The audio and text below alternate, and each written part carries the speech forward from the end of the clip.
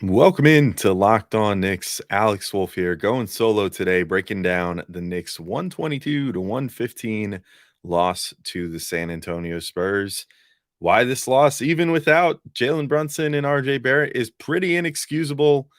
Who's to blame for it? If you listen consistently, you probably won't have to guess too hard.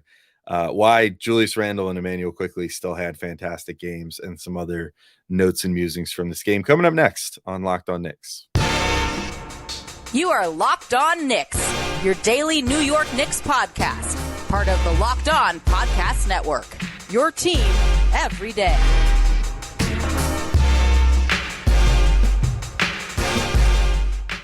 All right, welcome in to Locked On Knicks. Today's episode is brought to you by BetOnline. BetOnline has you covered this season with more props, odds, and lines than ever before. BetOnline, where the game starts. I'm Alex Wolf. I'm editor-in-chief of Knicks site The Strickland, which you can find at thestrick.land. And not joined by Gavin today. Just me, guys. I don't know if that's a good thing or a bad thing. I guess you let me know. But I get the distinct pleasure of breaking down this Knicks loss to the Spurs. And look, there's no other way to sugarcoat it. This is an inexcusable effort by the Knicks, pretty much across the board. Like, they played like the way that this felt to me is like it was a trap game. Like when your team is on a win streak and things are looking real good, and then all of a sudden you get like a cream puff team in the middle that's just like, okay, cool. It's an easy win. And then, the team comes in and they're, kind of feeling themselves too much. And then all of a sudden that bad team, wants to win, to prove that they can. And then they do. And, your win streak is snapped or whatever. And, we've seen it happen to the Knicks before. I mean, I remember it happened early last year with like the Magic. There are just certain times where a win streak gets broken by a team that's just like hungry or whatever. Unfortunately, this was not a game that the Knicks were entering on a win streak. It was one that they were entering on a 4-game losing streak after getting their hearts ripped out the other day by Luka and all that crap.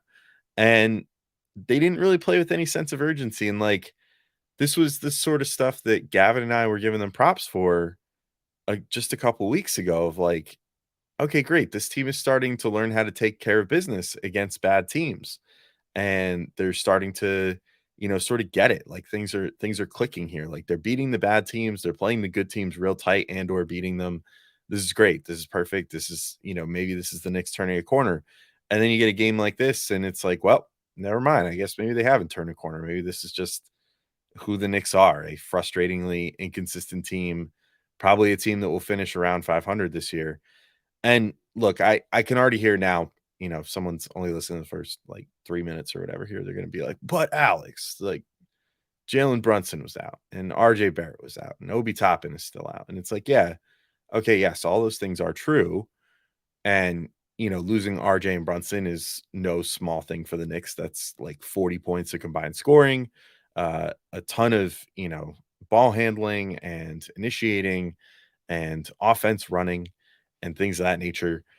So, yes, I understand that that is a loss for them, but it's kinda inexcusable when you look at it, and this same group was just a Luka last second tip in away from beating the Mavs the other night, where they lost RJ in a minute and a half and didn't have Brunson for the whole game. And Immanuel Quickley, who I'll get to in the second segment and really kinda sing his praises, did a really, like, kind of Brunson-esque job of running the offense. So it's really not like they were even, completely devoid of having a point guard like we've seen in previous years with the Knicks, where it's like, well, so and so is out. That's like their normal point guard. And now it's like, oh man, if the starting point guard was that bad, imagine how bad the backup is. Like, no, Emmanuel Quickly had a really good game. And I think ran things as well as you could have expected. And, it made it feel like it wasn't a huge loss not having Brunson there in this one with how he played across the board. So, I mean, it should also be noted like the Spurs are bad. They're like not just bad. They're not like mediocre. They're not like the Bulls or something where it's like, okay, yeah, they're like 6 games under 500 as of when the Knicks played them the other day, but they're a team that has 3 former All-Stars on it, that has shown the ability to beat pretty much any team in the league if they're playing right. and now that very same team, went on a win streak, I think starting with the Knicks there. It's like this team's different. The Spurs are like one of maybe like 4, maybe 5 teams in the league this year that are legitimately like, we are 100% in on tanking for Wembanyama this year. Like, we want to replicate Tim Duncan in the 1998 draft. Like, we want to get our next franchise cornerstone for the next like 20 years this year. And Wembanyama is that guy. We're going to lose as many games as we can. They also were, if you want to talk about, which teams are without certain guys or whatever, they were without Devin Vassell, who has probably been their best player this year on both ends of the floor. He's their second highest scorer, but does it more efficiently than Keldon Johnson. And it is a great defender and just all in all fantastic player. And they were missing him. And yet still managed to, just from the opening tip to the final buzzer, just completely outclass the Knicks in this game. Just a few stats to get into here. So the Spurs going into this game, they were the worst in opponent field goal percentage in the entire NBA. They were the worst in opponent three-point percentage in the entire NBA. They allowed the most points per game in the entire NBA. They had the 7th worst scoring offense in the NBA, just by pure points per game. They had the 8th, or they were the 8th worst three-point shooting team, and had the worst fourth quarter differential in the NBA. Shout out to MSG for bringing that up. They were something like 5.5 points worse than their opponents on average in the fourth quarter this year. So not a great number there. In this particular game, with all those stats in mind, they scored 122 points. They shot nearly 40% from 3. They got to the free throw line a ton, which, if I look at the total number here, was 29 times. Maybe not quite as many as I thought, but it felt like a ton based off how the Knicks were defending and how much they were fouling. But then, they just, all in all, held the Knicks down too. I mean, like Quickley and Randle pretty much got what they wanted, but other than that, they sort of just played a game of like, okay, well, we're going to kind of let these guys get theirs. Although Quickley didn't have the best like efficiency wise night, but I think did the best with what was handed to him. But they were kind of like, all right, well, let's let Grimes beat us. Let's let McBride beat us. Let's let, any of these other guys beat us. And Grimes, McBride, especially Grimes, just really did not have great offensive games. And the Knicks just kind of were struggling to find any offense. But then on top of it, couldn't stop quite literally one of the worst teams in the league from scoring on the other end either. So they couldn't score against the worst defense in the NBA. And then they couldn't stop one of the worst offenses in the NBA on the other end. Not a great combination. And it just, it was irksome as someone who watched this team a lot, that watches pretty much every game. I'm just like, I know what this team is capable of. I watched the last game. I know what they're capable of, and they can play a good team tight, even down a couple good players, because they do have talent on this team. So to see them, I mean, it wasn't just like the Spurs got mega hot and were making a ton of contested shots or something. The closeouts weren't as crisp as they've been. I didn't think guys were respecting shooters on the Spurs, which, like, even if they're one of the worst offenses in the league, like, they're still NBA players and you still have to respect them. And they were leaving some of the good shooters open. And it just kind of makes you scratch your head and go, where's all this energy that you had in the last game? Like, are you playing down to your competition right now on a 4-game losing streak and thinking that's okay?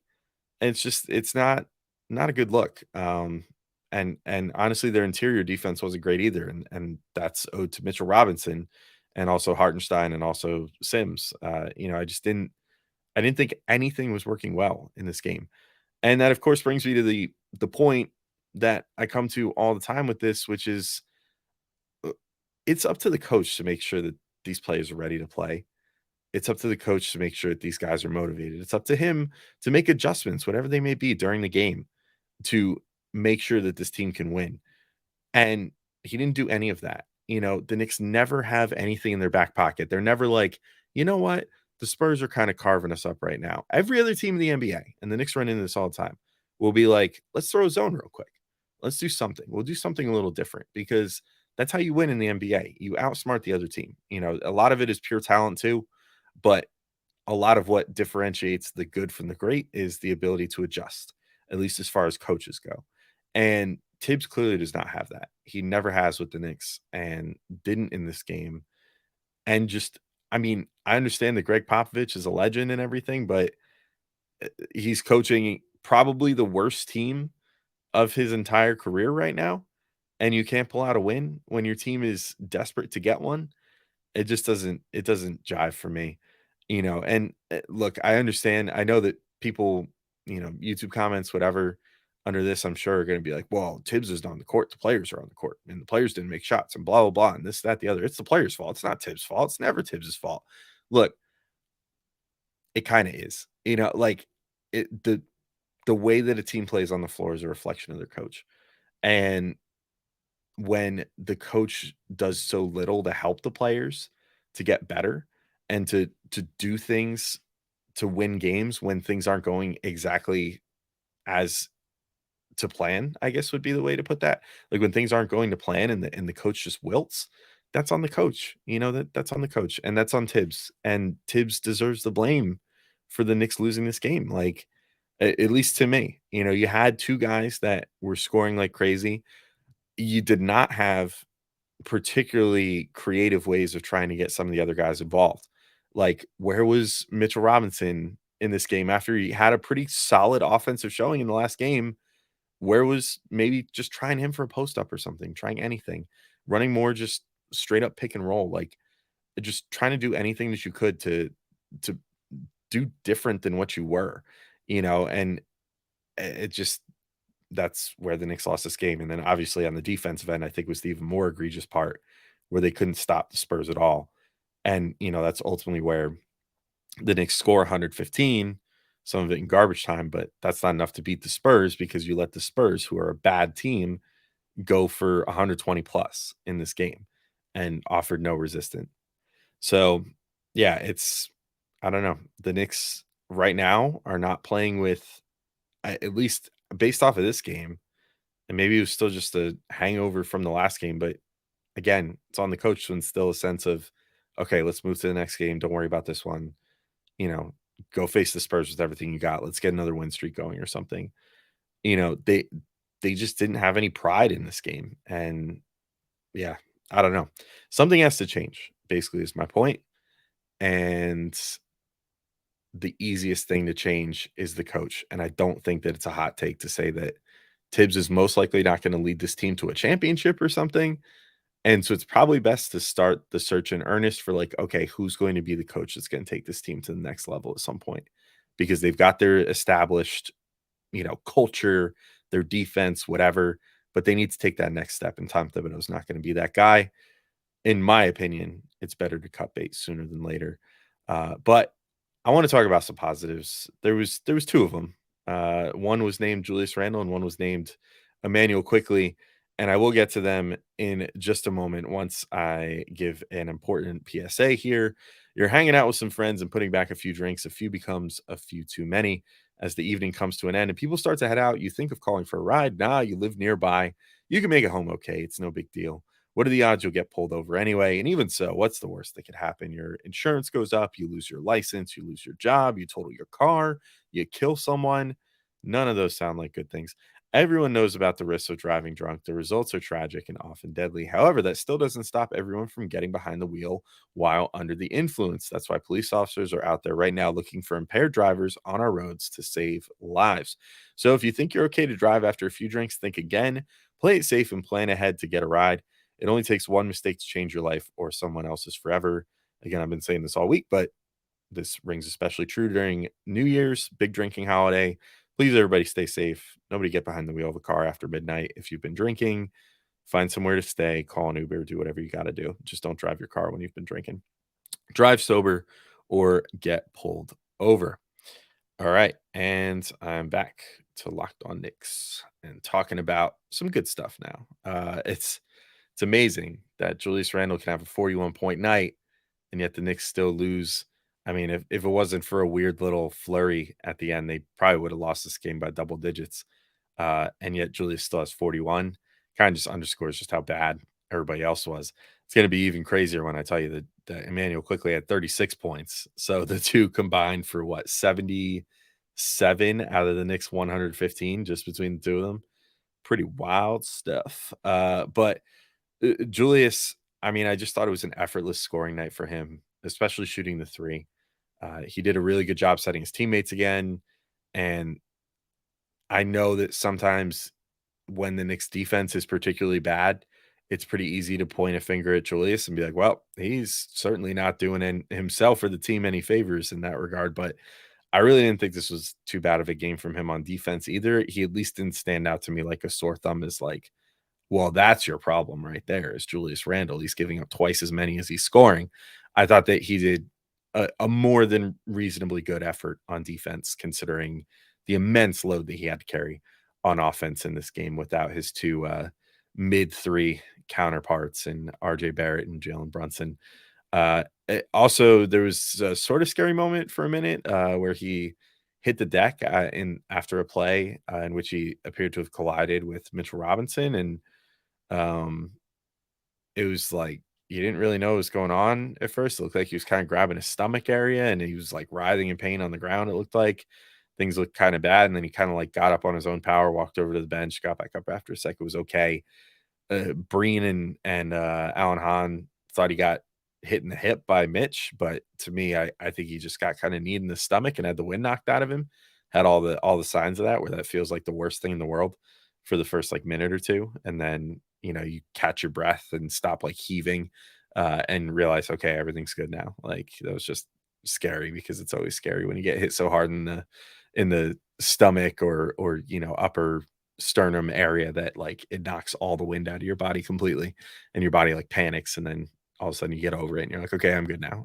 I think that was what it was, because he didn't look hampered the rest of the game. So I don't think we're in danger of having a third big Nick player go out in as many games as we have with Brunson and RJ so far. But I had a thought after this game, and it was just like, due to the nature of this game, and like I was saying, like just how awful this game was in total, but how great Randall was and how great Randall has been lately. I mean, I made the case the other day on our 10 interesting stats show, which if you haven't watched that yet, you should probably go back and check that out, or watched or listened to, I should say. You should go check that out. But I, I think the Knicks have kind of a tough decision ahead of them very soon, in the next 2 months, really, or I guess month and a half. Wow, it's not very long until the trade deadline.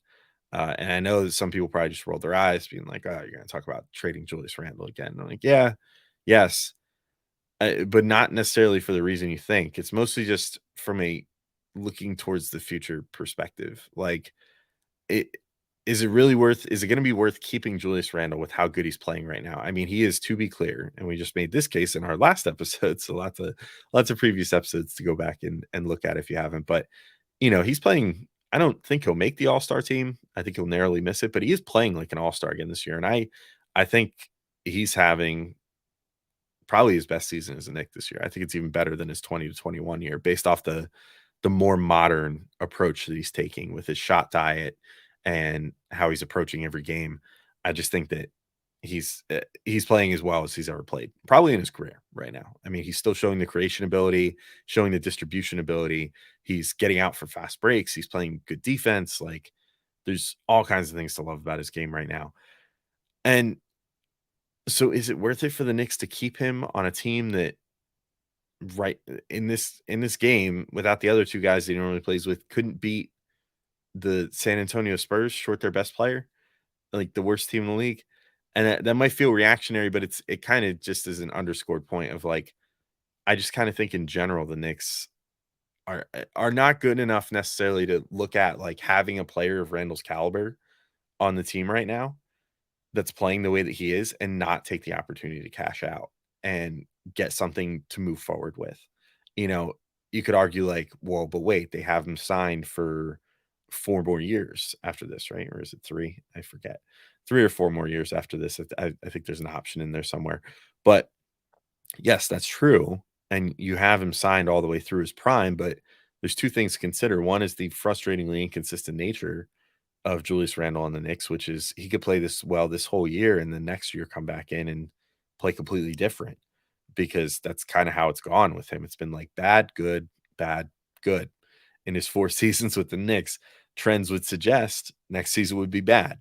I don't necessarily know if that's going to be the case, because he doesn't have a newly signed, contract to kind of weigh him down mentally. But still, I wonder if there is a case to trade him now while the package presumably could never get bigger, I think if the Knicks made him available right this second, he might be the biggest or brightest star at this moment available on the trade market.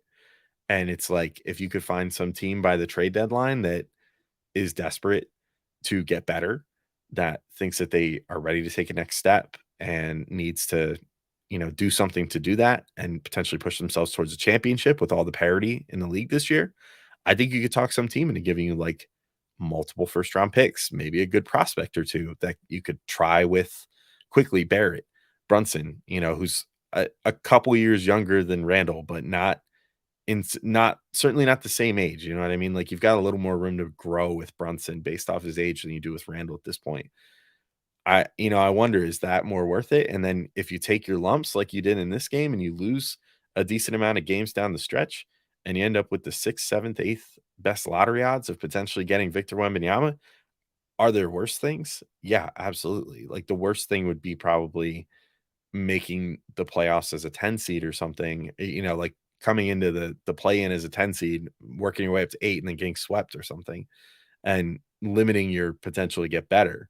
Uh when there's a potential avenue here where you could trade Randall, maybe replace him in this upcoming draft in some meaningful way, or maybe just develop Obi Toppin, or maybe do other things. But when the team would actually be ready to be like a real contender, when hopefully you draft a star or trade for like a true A1 star, that then you'd have enough assets to kind of make some stuff happen. So I don't know. Just a little thing I've been thinking about again. I always think about this, but I just maybe there's a world where it's just worth keeping him too, because there's value in consistency, and maybe he's finally figured things out. Maybe Brunson was the one that was needed to kind of like smooth things with Julius Randle and make it so that he's going to play good for the rest of forever. In which case, maybe it's worth just seeing what you have with Brunson, RJ, and Randle, and seeing if you can still swing some trade for a star down the line that could push this team to the next level. I guess we'll see. I think the Knicks have to do one of those two things, though. I think this game is kind of an indicator of that. It's like, if you're not good enough that minus two of your starters, I mean, to be clear, like two of your three best players, you can't beat the San Antonio Spurs. Your aspirations are not super high as far as high level competition going forward, at least in my eyes. So I'll be curious to see how they handle that situation going forward. I want to talk about Immanuel quickly in a minute. I want to talk about some of the other players as well. Evan Fournier got unglued from the bench in this game. Quentin Grimes did not have a great game. The Spurs PA, I guess, like music, whatever, is like the most annoying thing ever. I'm going to briefly rant about that at the end of the show. But I do have to remind you guys that today's show is brought to you by Rocket Money. And look, new year, new you, right? Save some money. Everybody, I think a lot of people set, save money goals for New Year's. No better place to go if you want to do that than to go to Rocket Money. Rocket Money, formerly known as Truebill, is a personal finance app that finds and cancels your unwanted subscriptions, monitors your spending, and helps you lower your bills all in one place. Over 80% of people have subscriptions they forget about, like the streaming service you bought to watch just one show on, or that free trial you never even used and then forgot to cancel. Rocket Money will quickly and easily identify your subscriptions for you so you can stop paying for the ones you don't want. And they make canceling subscriptions as easy as the click of a button. Simply follow the subscription, or simply find the subscription you don't want and press cancel, and Rocket Money will cancel it for you. No more long hold times with customer service or tedious emailing back and forth.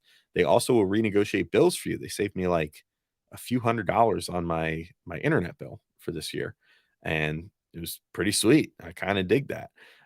So over 3 million people have used Rocket Money, including me, saving the average person up to $720 a year. So yeah, I mean, like I said, I had when I first started using Rocket Money too, they worked down my cable bill for me, or my internet bill, I should say, with my cable company.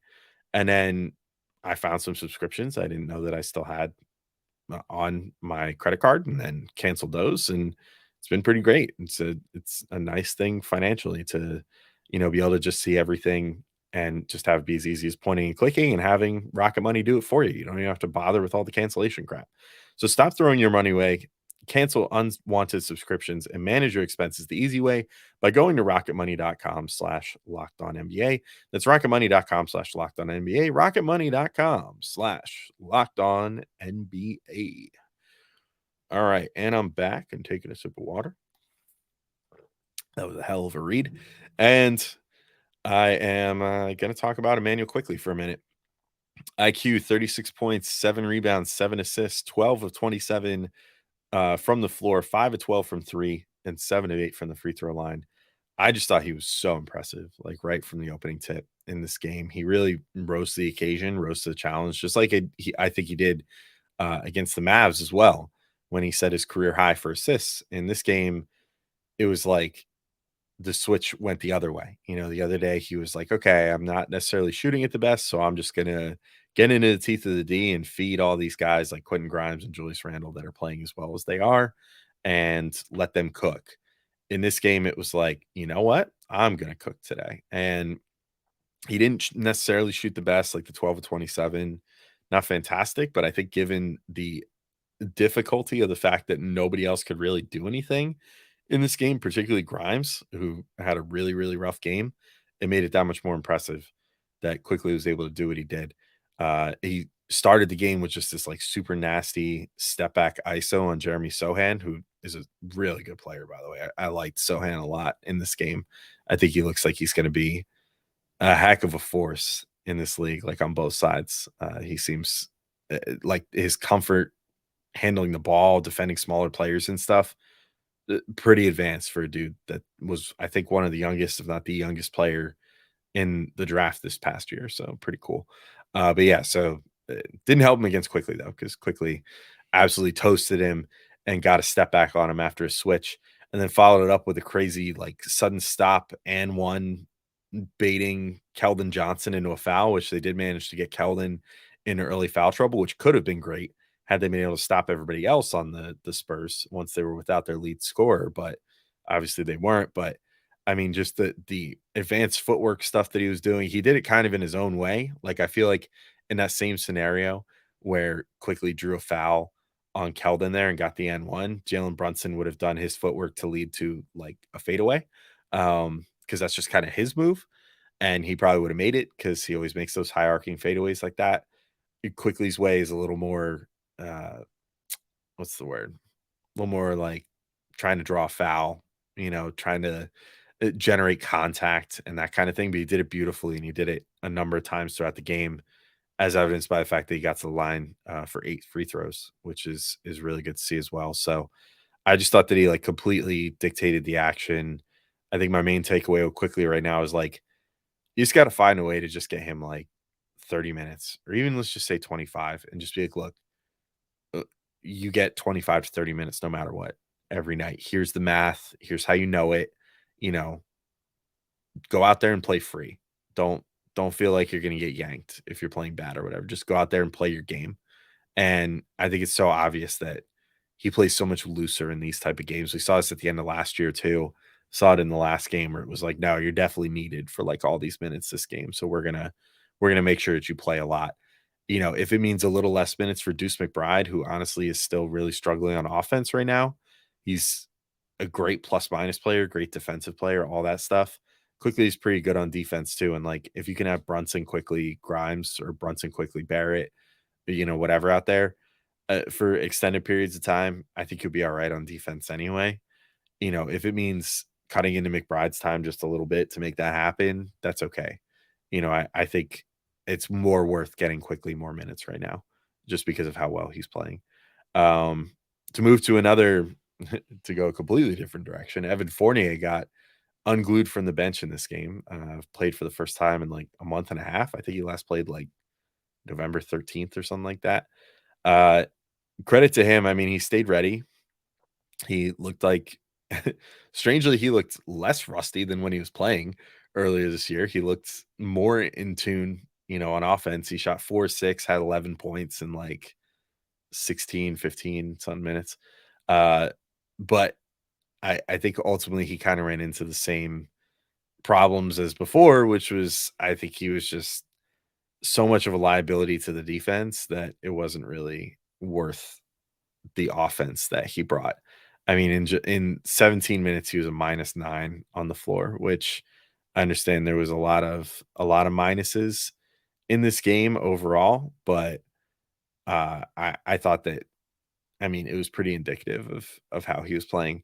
Um, and just, he wasn't, even though he brought a little bit of much needed offense, it was just like he can't do enough on defense to make this worth it, like in any by any stretch of the imagination. Derrick Rose got a decent amount of playing time too. Played 16 minutes, had his customary moment or two, had a really nice baseline layup, but I, I'm not totally sold on him still being a rotation player for this team, or unfortunately any team right now, necessarily, because I think that he has some similar struggles on defense right now. Um, yeah, but he's going to still give you those flashbulb moments every once in a while that make you go, "Ooh, cool, good job, Derrick Rose." But then, other than that, I mean, I think he would need to start contributing a decent amount more on offense. But he's fine enough, I guess, to stopgap today, to just give them some point guard play. Isaiah Hartenstein, man, I mentioned this when we were talking about the stats the other day, but like he either needs to be given a new way to play, like a new type of role on offense that utilizes passing and the things he does well on offense more, and then also just has him play a slightly different style of defense, uh, or he needs to just not be playing or get traded somewhere else that will play him that way or something. I just this constant trying to just run him out there and have him be Mitchell Robinson thing just doesn't work. And the Knicks need to work on that, and work on actually cooking up, different ways to play when your center is a completely different player compared to your starter. So I don't know. It's unfortunate that things have gotten there. Speaking of unfortunate that things have gotten there, I know that there's got to be some sort of agreement to not play Cam Reddish with his agent or something, to just, trade him, and make sure he doesn't get injured or something, and that doesn't jeopardize the ability to move him to another team. But if that is the case, this guy's been out of the rotation now for like a month, if not longer, and he was playing valuable minutes prior to that with this team. So, you know, the market isn't going to get any better, I don't think. So, like, if you're going to make this trade, can you just do it and hopefully bring in another player to take his place that can get some minutes? Because, man, I like it's so frustrating in games like this where it's like the Knicks could have probably used a spark of some sort. And Cam was doing some really good stuff, like shooting the three, attacking closeouts, getting inside, doing a little bit of distributing, was playing pretty good on defense, pretty good in transition. Like, there's a world where maybe he could have swung this game if he was allowed to get off the bench. So if there's a mandate that says you're not allowed to play him under any circumstances, then it's on the front office at this point. Like, trade the damn guy, like get him off the team and find someone that can fill his rotation spot like more admirably than Evan Fournier, or if you're not going to do that, then at least just get him off the team so he could stop being a distraction to me as a fan looking at this and being like, there's a capable player here that should be getting minutes if the Knicks were interested in winning right now, if that was the number one goal. But it seems like there are ulterior motives in play with him. So I don't know. Hopefully that all gets sorted out soon. I'll end with just three last things. Deuce and Grimes. I mean, Grimes really fell back to earth, shot 1 of 10 in 36 and a half minutes. And like, that was just a heck of a way to have a game after how good he was at that Dallas game, looking like a superstar, to then look this bad in this game. I mean, it's, he's still early in his career, so it is what it is. But, he didn't even have Devin Vassell to bother him in this game. He did just get absolutely rocked a number of times. I don't know, maybe he still had dead legs after the other day after playing so many minutes, but it's not like it was a back-to-back or something. So I don't think that's really a valid excuse. But like down the stretch of this one, especially, he got a few opportunities to potentially make some momentum shifting buckets for the Knicks in transition. And the one that stands out to me is he just like he had a pretty nice lane to the, to get something in transition, whether it was draw a foul or actually make the layup or even an and one, and just got like read the situation totally wrong, didn't time things right, and just got annihilated by Keldon Johnson. And Keldon Johnson just like ate him up at the rim. And started a fast break, and I think the Spurs might have even scored off of that. Just it was not good. Not a good game from Grimes. I didn't even think that he necessarily had the best showing on defense either, which is usually where he'll make his money. Um, but a part of that is due to he was matched up with Keldon Johnson a lot, who probably would have been RJ's assignment, and RJ's definitely like bigger, stronger than Grimes, so it would have been a better matchup for RJ in theory. That said, if Grimes is gonna be like one of the best defenders on the team, I do expect more. Like, I mean, Deuce McBride kind of made life hard for Luka Doncic the other day, who was much bigger and much stronger than him. And I know it's rich to say when Luka had 60, but like some of the only times when Luka really looked perturbed was with either Grimes or Deuce guarding him. And so if he's going to be that guy on this team, like you got to be able to move up a position and guard a guy like Keldon a little better than he did. And Keldon wound up getting 30 points. Deuce, to my eye too, I didn't have a great offensive game, but then I don't know. I wasn't super impressed by his defense either, which is unfortunate because normally that's what kind of jumps off the screen. But is what it is. Hopefully on to the next one, and hopefully these guys can reclaim something here. I want to just end with my last thing. I have this little note about the the Spurs arena. I was so distracted during the well, first off, there was this dude like screaming behind Breen and Alan Hahn that was so loud that they had to like apologize for this guy on the broadcast for his existence. But then on top of that, there was like the Spurs arena, I feel like used to have a pretty buttoned up like presentation of the game, as far as the music and the, starting defense chants and all that crap. And man, they were just like, there's like 5 straight minutes where they just never stopped playing music, like while the players were playing. And I'm like, the place wasn't that dead. Like, you don't have to overcompensate that much and play music the whole time. Like, there were fans there. There were people cheering. I don't get it. It was stupid. And certain arenas are like that now, where it's just like they play music for like the entire game and like with no break, even when they're playing. It's just bizarre to me. Anyway, all right, that's enough of a rant. I can't believe I've talked this long about this game. Just maybe the low point of the season for the Knicks to this point. Just not a fun game to watch. So I'm gonna sign off. We'll be back. This is probably the last time I'll be in your ears or on your screen before New Year's. So happy New Year to everybody. Hope that the Knicks play well on that night. I will probably not watch it live. I would maybe suggest doing the same for the rest of you too. Maybe watch it the next day, DVR it or something if you can, and enjoy your New Year's Eve and have a nice New Year's. As Gavin said the other day, this was easily our best year that we've had since we took over the podcast 4 years ago, which is crazy. We've been doing this for 4 years, but I just want to say I really appreciate everybody that tunes in every day. If you're just listening to this for the first time, I hope you stick around. I promise it's a little better when I'm not just ranting the whole time.